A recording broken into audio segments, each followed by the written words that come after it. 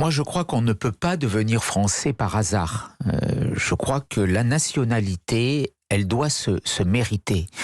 Alors, naturellement, quand on Juste une parenthèse, vous pensez qu'obtenir la naturalisation, c'est facile aujourd'hui en France? Oui, c'est facile. Vraiment? Oui, c'est facile. Vous avez des expériences autour de vous? Parce c'est que facile d'abord. on peut vous faire part d'expériences personnelles ou c'est très long, monsieur Ciotti? Oui, mais paradoxalement, ça dépend pour quelle personne.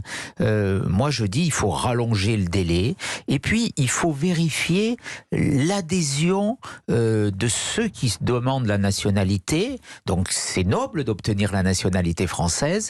Aux valeurs de la République, qu'ils aient naturellement une connaissance parfaite de notre langue, qu'ils adhèrent. Il y a déjà un test de langue qui est prévu. Il est symbolique. Voilà, il faut le densifier. Il faut vérifier ce parcours et puis la filiation, revenir à l'esprit finalement du Code civil. Donc devoir d'acquisition de la nationalité. Parce qu'on a 2 parents français, c'est l'assurance qu'on aime la France et qu'on adhère à ses valeurs. C'est cela que je n'arrive pas à comprendre. Bien sûr que non, mais il ne vous a pas échappé que j'ai un projet global.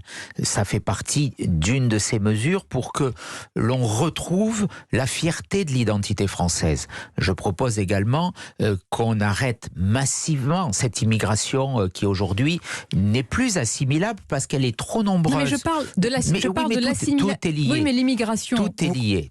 Mais le plus dur, reconnaissez-le, c'est les Français qui sont ici. Ils sont français. C'est comment les assimiler ou les intégrer. Je souhaite que tous ceux qui vivent en France, qu'ils soient français ou étrangers, adhèrent totalement aux valeurs de la République. Donc il y a un volet pour la nationalité.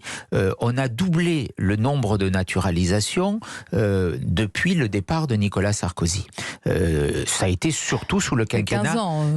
Ça a été surtout sous le quinquennat de François Hollande. Oui, bien sûr, mais en l'espace de 15 ans, disons-le. C'est 50 000 de plus chaque année. Donc on ne peut pas devenir français par hasard. On doit devenir français par adhésion. On doit faire la preuve de l'amour de la France. C'est ce que je veux proposer. Et puis après, c'est la même chose pour ceux qui sont étrangers, qui veulent venir en France.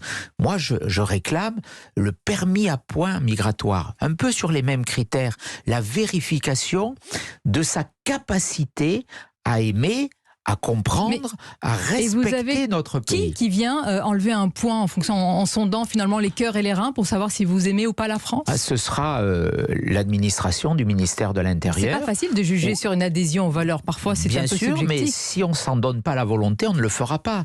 Aujourd'hui, on accorde des titres de séjour de façon quasi automatique. On les a même portés à 10 ans pour simplifier les choses, sans plus vérifier qu'au bout d'un an, on n'a pas commis un délit, on n'a pas pratiqué tenu des propos qui sont contraires aux valeurs de la République. Je crois que ce qu'il faut inverser en matière d'immigration, on en a beaucoup parlé hier soir. Justement, je voudrais en venir à d'autres sujets. Allez-y, je vous en prie alors. Je voulais dire qu'il n'y a pas un droit à l'immigration. Voilà. La France a le droit de choisir qui elle peut et qui elle veut surtout accueillir.